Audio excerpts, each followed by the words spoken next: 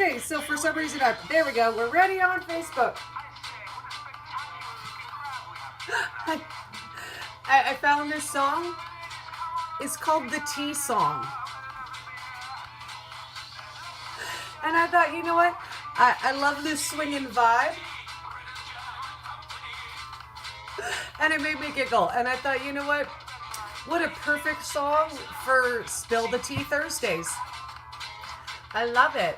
So this is a brand new feature. I just thought of it today. So if you're joining me and you're like, what's spilling the tea, Dori? What does spilling the tea mean?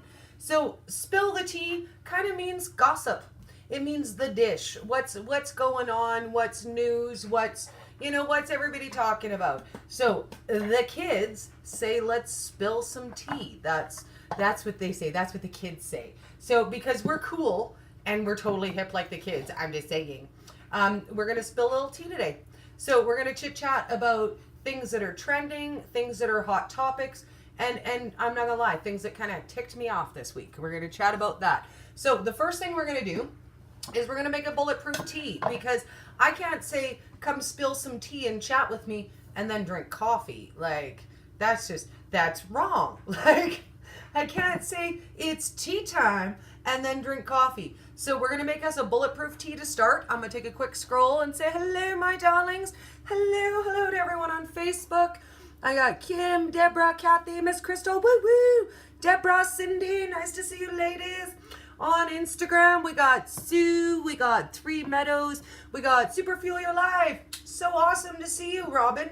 So we're going to start with a chai spice based tea today, because I love it and it smells so good. Our connection is wonky on Facebook. Hold on, guys. You'll be back. You'll be back. I don't know why it's being all wonky, but it's trying to reconnect. So if it doesn't reconnect, we'll cut them out and we'll start them back up again.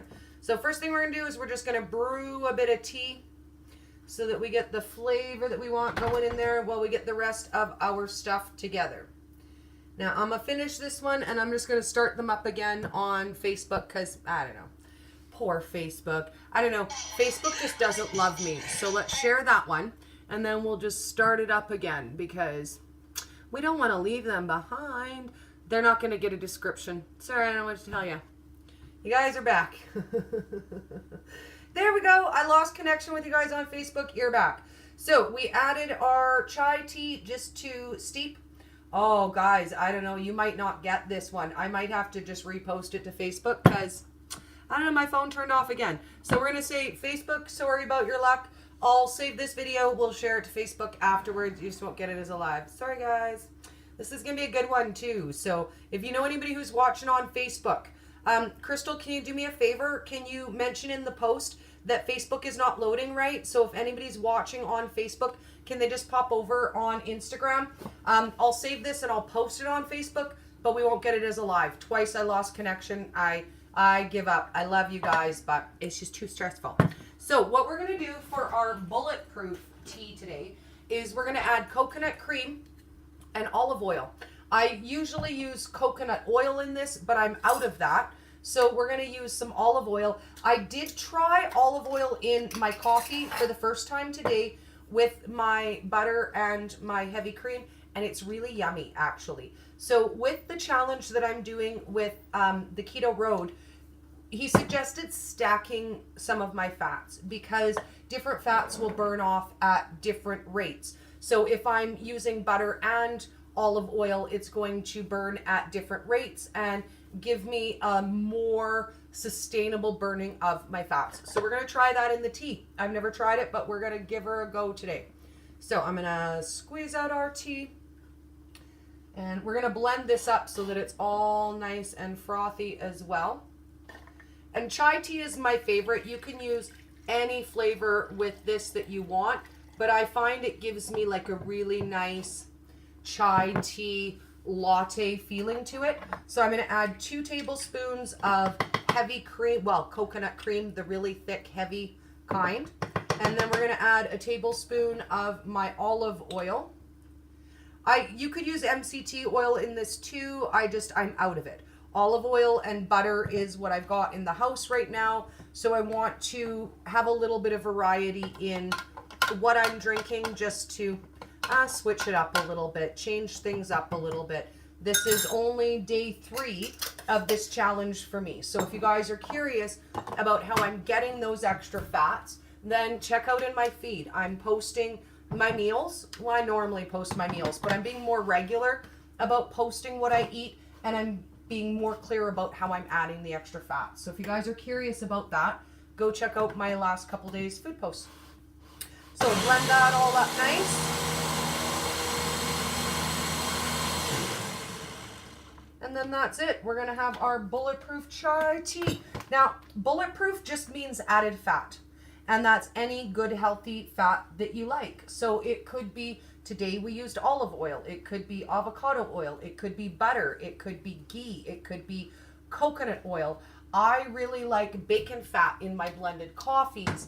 There we go. I lost connection with you guys on Facebook. I don't know what happened there. So we added our chai tea. Oh, look at that. There we go. I lost. Oh, it says it won't continue. I thought it was going to pop up and say we could continue. Nah, no. I don't know. Whenever I do videos and I hear my own voice, I'm like, shut up, Dori. Shut up, Dori. I know Nancy does it too, because it hits play at the exact same, replays like the same 2 words all the time. So I'm like, So there we go. There's our bulletproof chai tea. I'm going to get this stuff out of the road. And then we're going to sit down and we're going to chat. And we're going to spill some of this tea. Hopefully not literally, because I do tend to spill things on myself. Just saying. Oh, see? Spill things, drop things, break things. Oh, Dori, you're so smooth. Smooth. You don't know. So let's talk about the first thing that everybody is losing their minds about this week. So I don't know if you guys caught it or not. Yesterday, was it yesterday or the day before? I was watching Jimmy Rants, which I love, by the way. I try not to miss Jimmy Rants, but he starts them so early in the morning. And he was talking about Jillian Michaels. She has been hitting the circuit pretty hard, saying that keto's bad. It's not healthy. You know, you just need to have a balanced lifestyle and eat a balanced diet, and whatever you want to do for weight loss, please, dear God, just don't do keto, because it's so unhealthy. Now, it's not news. It's not new. She's been out there hitting the circuit for about a year, but it's in the news again. So everybody's talking about it. Everybody's losing their minds. She has over 1 million followers, like 1.7 million. So I get why people are panicking, because when someone who has that large of an influence says something, people stand up and they listen. But I want to flip that around, and I want to say, you know what? If we weren't making a difference, if we weren't making waves, if people weren't starting to see that keto is helping, then guess what? It wouldn't be a target. Like, there wouldn't be any famous this person, that person, workout guru bashing the way that we eat, because it wouldn't matter. Like, it wouldn't be relevant. Nobody would care. It's in the news. It's in the news for a reason, because people hear this keto word and they want to know. They want to know what's going on. They want to know. They see us as a community. We're becoming healthier and stronger, and not just thinner, healthier and stronger. And people want to know about that. So as soon as something starts to catch fire, a lot of people are going to jump on the poo-poo it bandwagon. That is just the way it is. And I know it puts people in a panic. I understand that, because she has a large influence. A lot of people listen to her and believe the things that she says. And I just believe she's misinformed. The same as I think a lot of people are unfortunately misinformed, as we were, right? Was there hands up if you knew everything before you started keto? Because I didn't know anything, and I had to relearn everything. I had to learn that everything I knew about nutrition wasn't true. That's it. I had to learn that. I had to accept that. I had to wrap my brain around that. So I can't fault people who don't understand. There was a time when I didn't understand. But what bothers me about it is when you make such outrageous claims that you can't really back up with any kind of scientific proof. It's a scare tactic. It's meant to cause a reaction, and it did.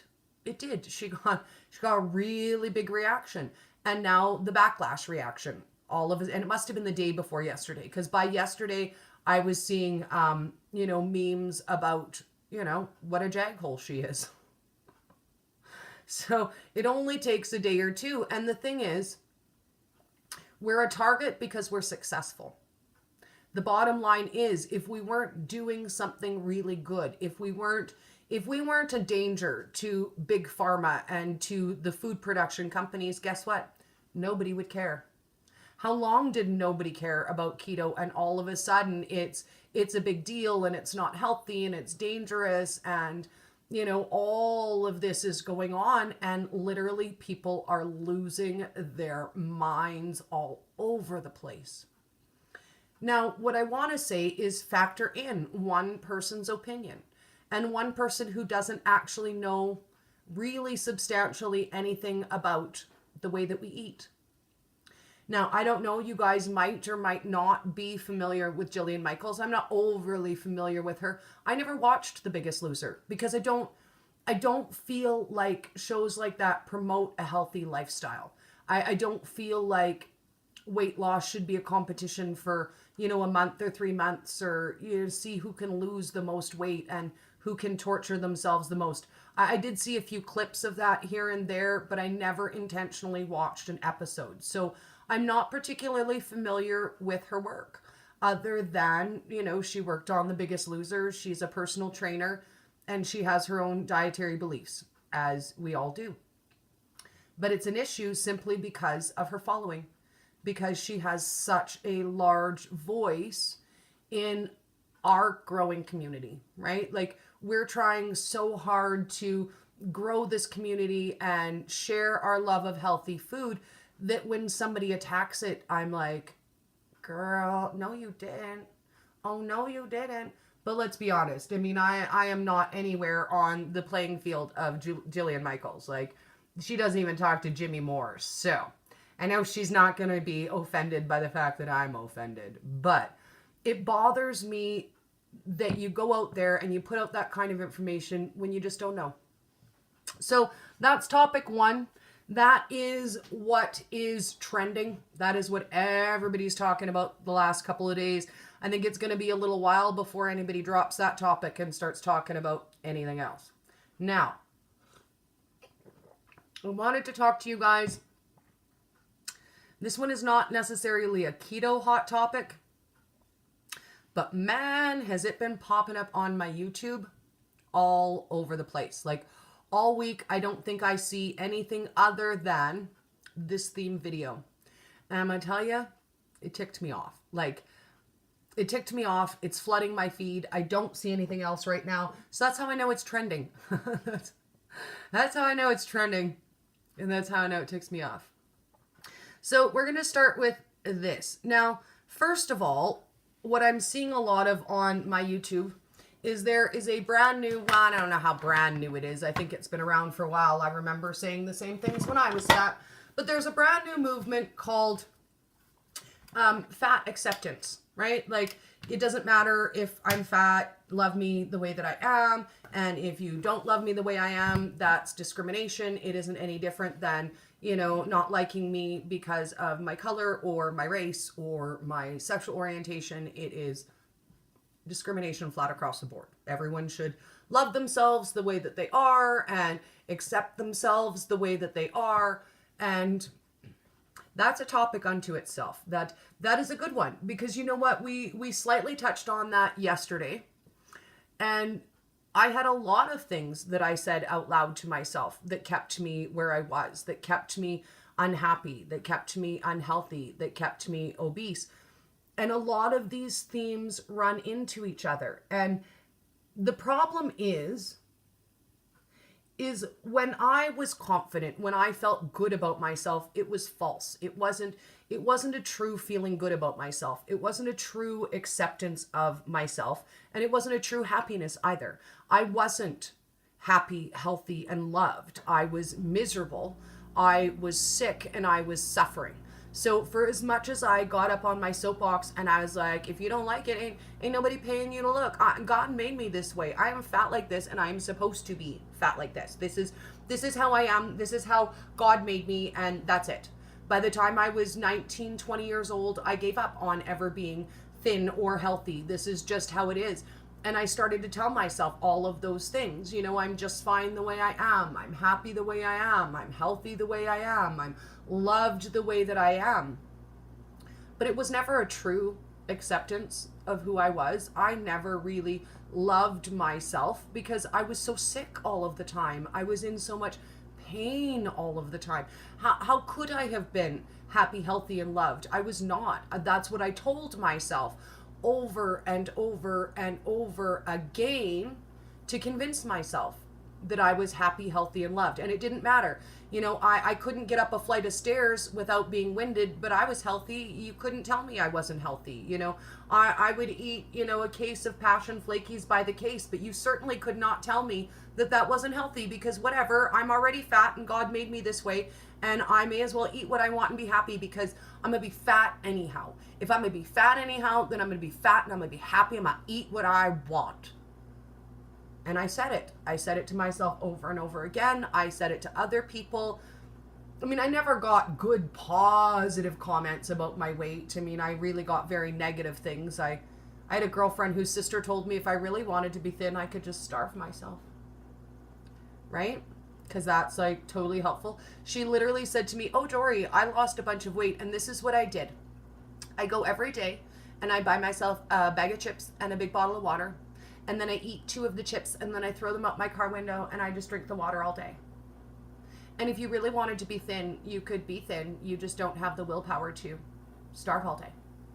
And that's it. That was all she would eat all day. She would eat 2 Doritos and that was it. 2 Doritos and she would drink water.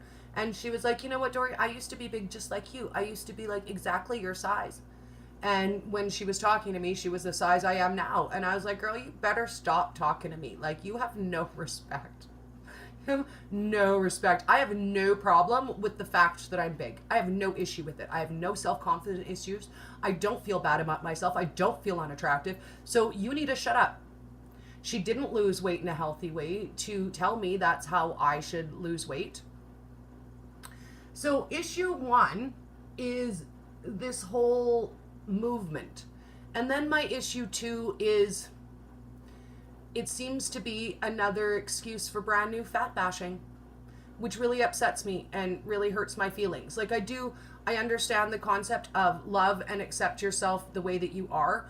I think that it might limit people from becoming healthy. You know, I don't know that it directly does, but it might limit people from becoming healthy.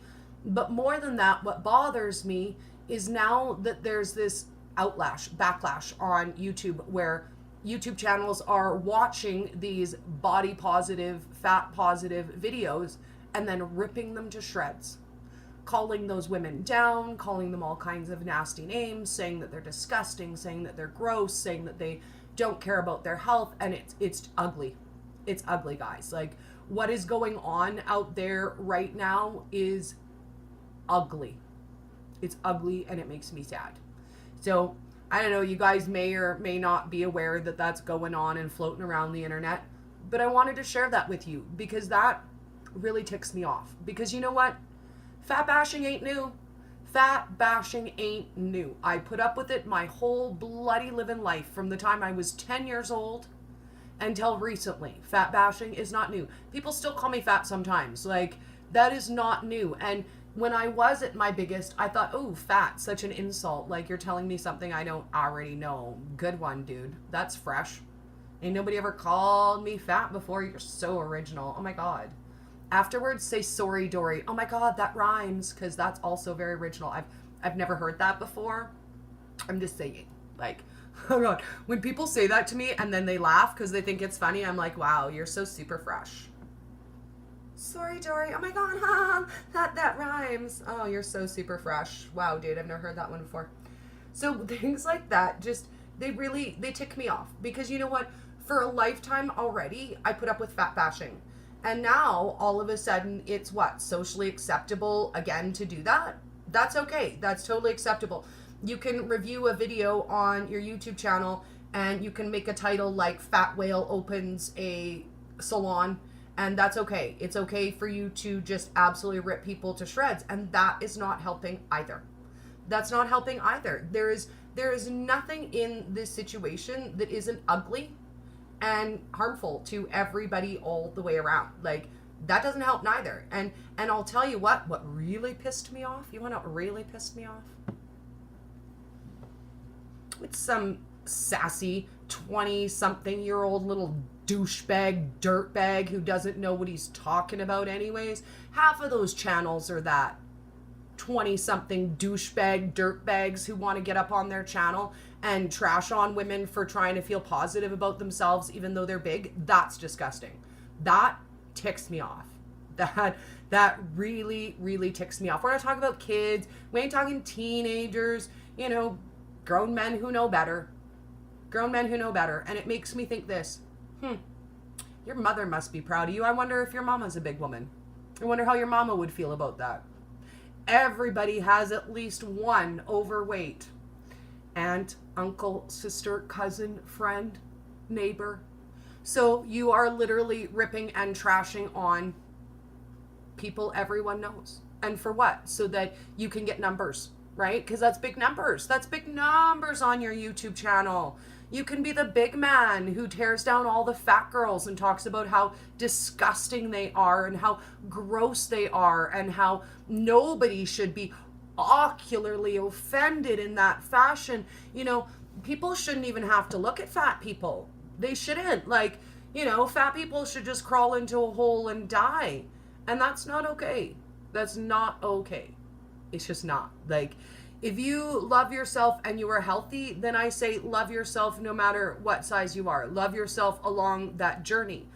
But if you're using the excuse of self-love to remain sick, to remain unhealthy, then I can't stand behind that. Not because I think there's an issue with being a size 12 or a 16 or a 22 or a 26. Hell, I was a 26. I was a 28 sometimes.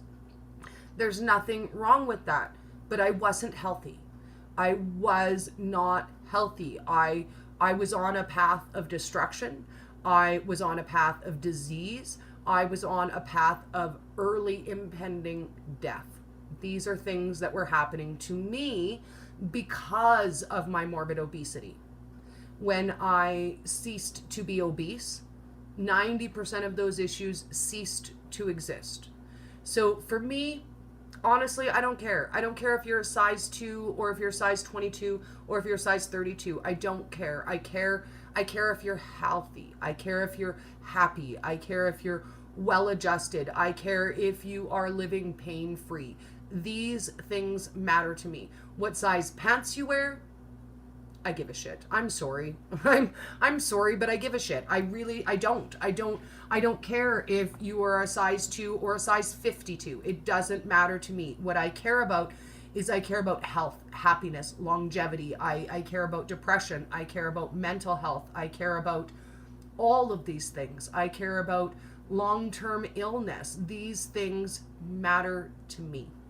And they should matter to us all. And I'll tell you honestly, it didn't when I was bigger. It didn't matter to me because I didn't feel like that was within my reach. I just honestly, I gave up. I felt like it was never going to happen for me. I wasn't meant to have that life. You know, some people are thin and healthy, and that just wasn't me. It was never going to be me. So I decided a long time ago that I would just give up on that and I would just be happy. Because you know what, I was gonna be fat anyways, so I may as well just eat what I want and be happy. But I wasn't happy. I wasn't. I was hiding from myself. I was lying to myself. I don't know who I thought I was fooling, because I don't think I was fooling anybody else, and I certainly wasn't fooling myself. So it was an exercise in futility. just to try to do that.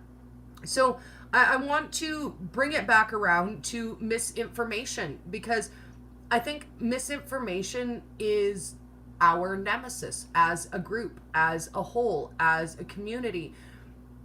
we don't have to fight each other, battle each other. You know, it's not a competition. We're not competing with each other to help as many people as we can. We're only helping each other to spread what word we can everywhere we can.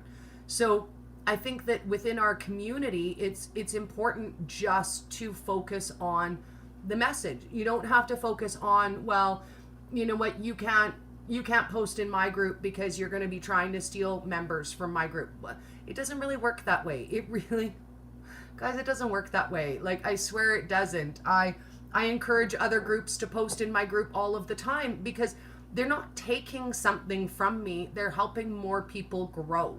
And we all are members of more than one group. It's not like, you know, if you join, for example, yesterday I did the live with my cow experiment. If you guys decide you want to join that page, it's not like you're going to leave my page and, you know what, not hang out with me anymore. It's another opportunity for someone else to help you on a level that I can't. You know what, if you want a carnivore, go check out her page, go check out her challenge. I support it. I'll make you guys carnivore recipes, but you can't take a carnivore journey with me because I'm not on that journey. I'll hold your hand if you are. I'll help you any way I can. I'll think of fun, cool recipes for carnivore, but it's not my journey. So if you guys are taking that journey, I encourage you to take that part of your journey with someone who's doing that. That's important to share that. So the last thing I wanted to talk about today is long-term health effects of keto, because my son came to me yesterday. You guys know Isaac. He's awesome. He's so awesome. He did keto for 3 months. He lost 60 pounds.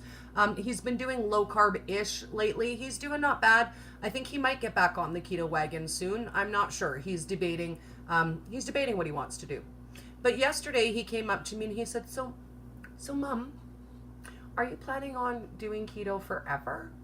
And I said, yeah, dude, it's forever. Why? And he goes, oh, well, I've been reading online that keto isn't healthy long term. It's okay for doing weight loss, but it's not very healthy long term. And I said, oh, that's not true. That's not true. And he just looked at me and went, oh. I said, no, honey, that's not true. It is not true. And here's the irony of that. They have never even done any specific studies with people who follow a ketogenic diet to have scientific information to say it's not healthy. Really? Who did you track for 20 years to see if it's not healthy? I'm curious, because those studies don't exist. I've looked for them. The closest thing you can even find to a study on the long-term benefits of a ketogenic diet is they did a study tracking people with diabetes and how long they stayed on a ketogenic diet. So not the effectiveness of it, but just the longevity. So people with diabetes, how long were they able to stick to the diet? Now, again, did they have help? Did they have support? Did they understand the diet before they tracked how long these people were able to sustain? And they never even tracked the health benefits. All that they wanted to know, bottom line, was, can you stick to it for more than a month or 3 months or 6 months? And at the end of this study, they decided keto was not sustainable because not enough people stuck to it. And again, there's no information. Did they have support? Did they know how to do it? Was somebody helping them? Who knows? Who knows? And that is sadly the most effective survey that there is right now. Like, there aren't better studies. There are some on the works. There are a lot of things on the go right now, but we all know studies take years, right? Like, you can't do a 5-year study in 3 months. You can't do it. It takes 5 years. It takes 10 years. When we want the good studies, it's going to take 20 years to get those studies. So I said, that's not true. That's just not true. And he said, oh, well, because I was reading that when you deprive your body of carbs over a long term, it damages your internal organs. And I said, okay, so consider this. I don't eat no carbs. I have carbs. I eat carbs. I just eat healthier versions of carbs. So I'm not carb free. I'm not carb zero. I still eat my carbs. I just don't eat wheat, grain, rice, gluten, breads. So explain to me how that can be harmful. And he's like, well, I don't know. That doesn't really sound like it's that bad. And I'm like, well, yeah. And think about ancestrally. Did our ancestors have bread and grain and wheat and potatoes? And they didn't. They didn't have that stuff. They simply did not have it. So if the human body needs it, how are we all here? That's my question, because people existed for a long time before they figured out how to make bread. People existed for a long time without those. And he goes, oh, okay, well, that makes sense. But I was also reading that if you deprive your body from glucose for a long-term amount of time, that can, wait for it, you're going to love this one, that can cause type 2 diabetes, Mom. If you deprive your body of glucose for too long, that can cause type 2 diabetes. I was reading it on the internet. And I was like, well, that's kind of funny, because keto is probably one of the best treatments for type 2 diabetes, to reverse type 2 diabetes. So I don't know where that information comes from. I just know it ain't true. Like, it ain't true. I never saw the article. I don't know what he's reading, but I know enough to know it's not true. But here's the thing. My son, who doesn't know, and thousands of millions of other people who don't know, they see those articles and they go, oh, well, maybe keto's not healthy long term. Maybe keto's not good for you. Look what happens if you deprive your body of carbohydrates. Look at what happens when you deprive your body of sugar. You know what? You're gonna die. You're gonna go crazy, and also you're probably gonna die. Just saying, like, warning: death may occur. Now, I did read one study, and again, not a comprehensive study. I don't even know where they were pulling that shit out they asked. Just saying. But I did read one study that said that a long-term ketogenic diet will lower your life expectancy by 4 years. Okay.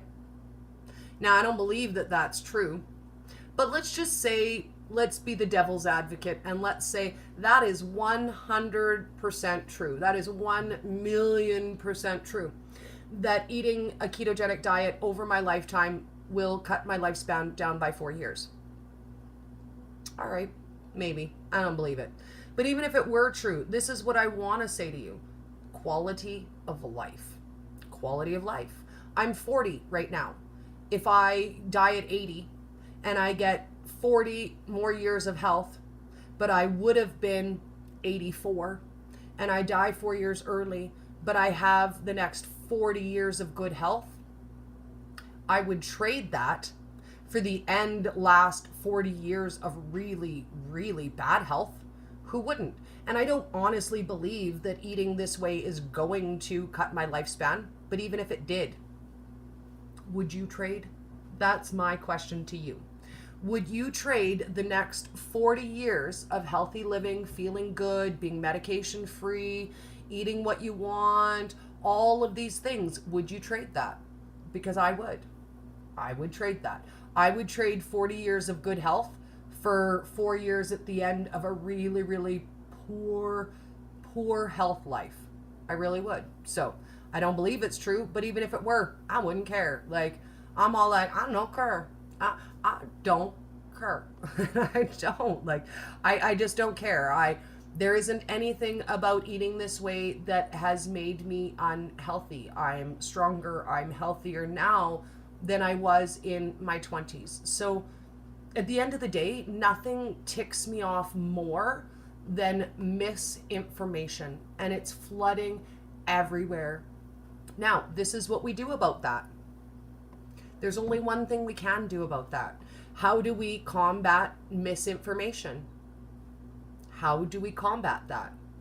We combat it by flooding, and I mean flooding the world with the proper information. That's it. That's the only recourse we have. All we can do is blast the truth out there. Blast it, blast it, blast it everywhere we can. Share it everywhere we can. Take part everywhere we can. Support our local keto personalities. Support the meetups. Support the companies. Grow as a community and share. That's all we can do. Because you know what? Once misinformation is out there, It's out there. The internet is forever.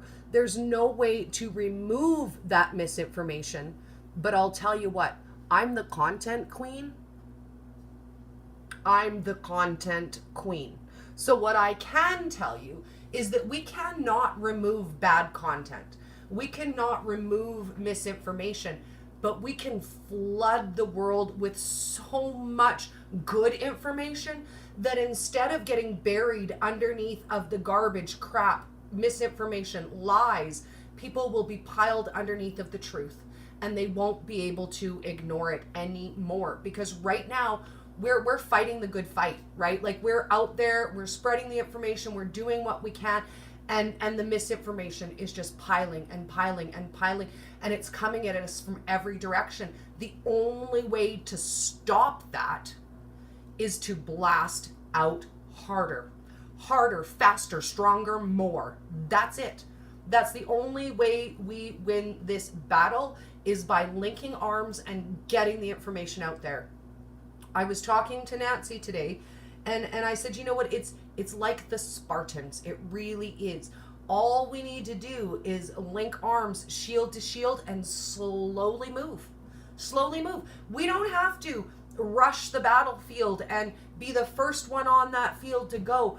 We just need to slow, steady wins the race. Together, arm by arm, we link together. We're all putting out the same good information. And you know what? One little step a day, we will bowl them down. It's just a matter of getting there.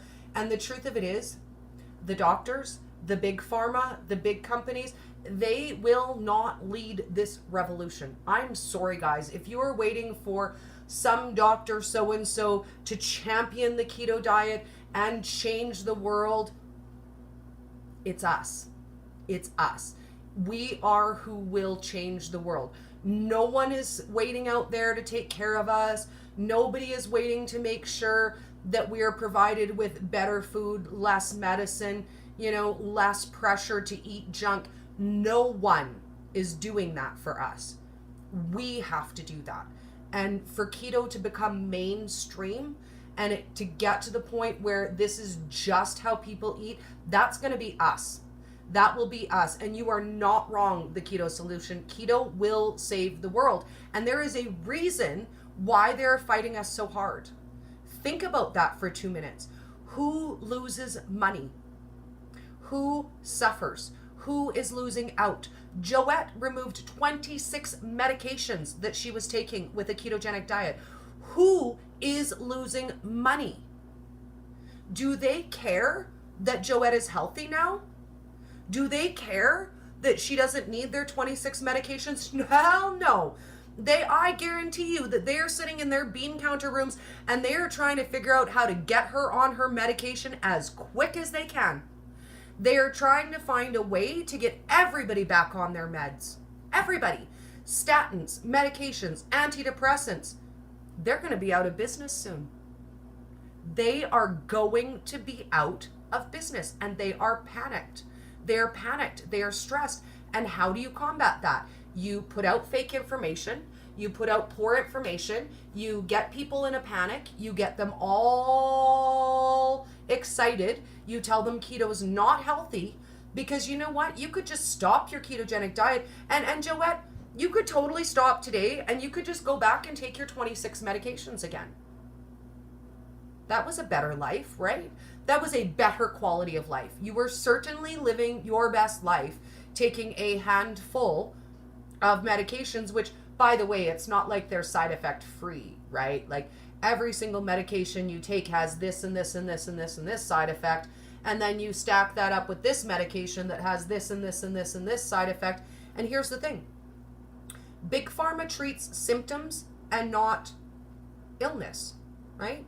Oh, you're depressed. Let's have an antidepressant. Oh, well, your antidepressant is making you gain weight. Let's give you an anti-water weight medication.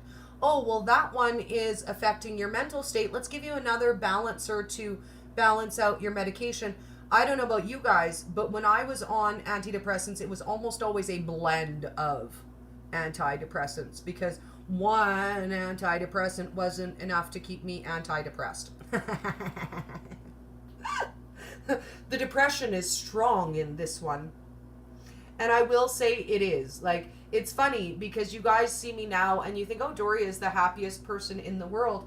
I was diagnosed with dysthymia in my early 20s, which they've now renamed as, what do they call it? Depressive disorder, I think is what they call it now. It used to be technically dysthymia, but they rename all of the depressions because, well, then they can remedicate them. It's a new classification. That's a different kind of depression, right? And basically what dysthymia is long-term non-treatable depression. They describe it as a constant cloud of sadness. So you don't get the highs and lows of a mania. So for example, not like bipolar. You don't end up at the top of the world and the bottom of the pit the next day. It's just a constant, never-ending feeling of despair and sadness. That's how I grew up. That was my life. My mother remembers periods of depression in me as young as 3 years old. So, I mean, imagine a 3-year-old depressed kid. Like, that's pretty sad. That's pretty sad. And you know what? For a lifetime, I took medication after medication after medication. When I got my official diagnosis, I stopped with the medications because the psychiatrist explained to me I did not have a chemical imbalance. He said, that's not the problem. That you're hardwired to be depressed. That's it. You will never cure it. You will never change that. That is just your life. You need to learn how to cope better. He recommended that I do talk therapy because that would help to have someone to talk to. And he said the problem is you are not situationally depressed and you are not hormonally depressed. So my depression was not coming from outside forces. It was just living inside of me. So when I realized that medications weren't going to balance me out, it made me refocus on dealing with my own mental state and realizing that the only key I had to unlocking that was focusing on my own thoughts. Are they negative? Are they positive? Am I bringing myself down with my own thinking? So that one was a big one for me when I was able to get off the medication. But the thing is, I still wasn't happy. I was still depressed. I mean, I wasn't taking the medication because the medication wasn't going to help, but I was still living exactly the same. And it wasn't until I found keto that I saw any relief from that. Now, I wasn't expecting that. I didn't know that. I didn't know that keto helps with mental clarity and depression and anxiety and, you know, a whole plethora of other mental issues. I didn't know that. I wasn't expecting that. I just started eating better and I started feeling better. And within a couple of weeks, I realized just out of the blue, I can't remember the last time I was so depressed that I couldn't get out of bed. I could not remember that.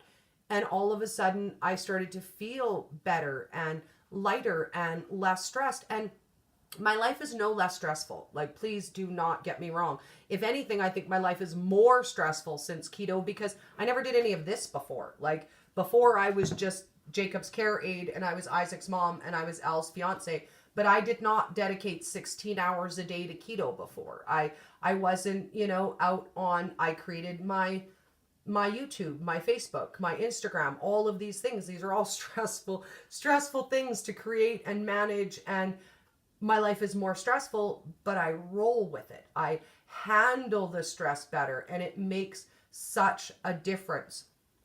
Crystal says you corner doctors and force them to comply with the government diet guidelines and keep their patients sick. And that's the bottom line, right? Like, let's be honest, money makes the world go round. Money makes the world go round. And the money is in big pharma. They don't make a buttload of money in healthy food, whole foods, things that are good for us. So where are they going to make that money instead? Everybody is scrambling and trying to figure out, where do we make this money instead? How many tens of thousands of millions of dollars have they lost this year just in people who are not taking their meds anymore? So when you see that kind of information and that kind of fear mongering, I just want for you to factor in why and where that would come from. Why would somebody do that? Why would somebody say those things and who would benefit from those things? And hopefully there will be some more long-term studies on the sustainability of keto. Unfortunately, they don't exist. So we can't even quote back with science and say, you know what, this study shows da da da da da, because the studies are only in the process of being made. So all I can say is hang on there, and you know, together we're doing it. We're sharing as much information as we can, far and wide. And on that note, I wanted to close up on our last topic today. Now, I've kind of been approached to do something different, a little bit different than what I normally do, but I think also beneficial. So I've kind of lost count over the last year and a half how many people have approached me and said, you know what, Dori, I'm so inspired. I love what you do. I want to start a page or a group or a YouTube channel. I really want to share my story, but I don't know how. I don't understand Facebook. I don't know how to build an Instagram. I've never had a YouTube channel. I don't know how to do that. I don't know how to do any of those things, but I have a story and I want to share it. Can you help me, Dori? And I will say that 9 out of 10 of the reach outs that I receive are that. It's usually not people who need help with their diet. They've got that part licked. They know what they're doing. They're well on their way, but they want to be able to share their story and they don't know how. So I'm contemplating how we're going to do that and how that's going to work, because I have had at least 4 separate conversations this week where we were going through the guiding of the setting up. So I'm thinking that I might do a subgroup or a separate something where we can just talk about that. How do we start from scratch? How do we build a sharing platform? How do we start a group? How do we start a page? How do we start an Instagram? How do we start a YouTube channel? Because I'm doing this on the regular basis all of the time, and I think it would be easier to give that information to all of you together at once, right? Because I can help, you know, a half a dozen people once in a blue moon, get them on this track. But if we start a page or a group or, you know, a subgroup off of my main group, something like that, then it gives me the opportunity to share that information with you guys and for you to share it with the group as you learn and grow, because the technology is always changing. Everything is different. Facebook is different now than it was last month. Instagram is different now than it was last month.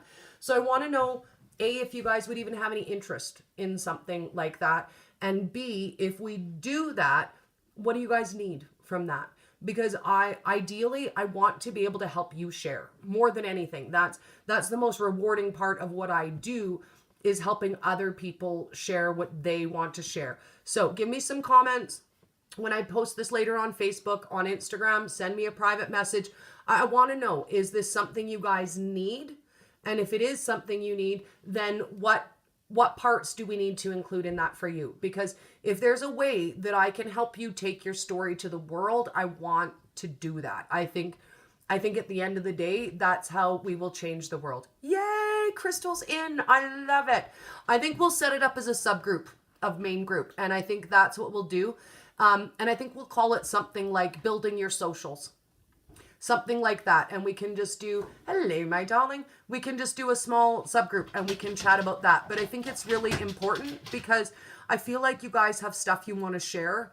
And it's not that you don't want to share, you don't know how. So let's do it together. Let's figure out how to share it together. So I adore you guys.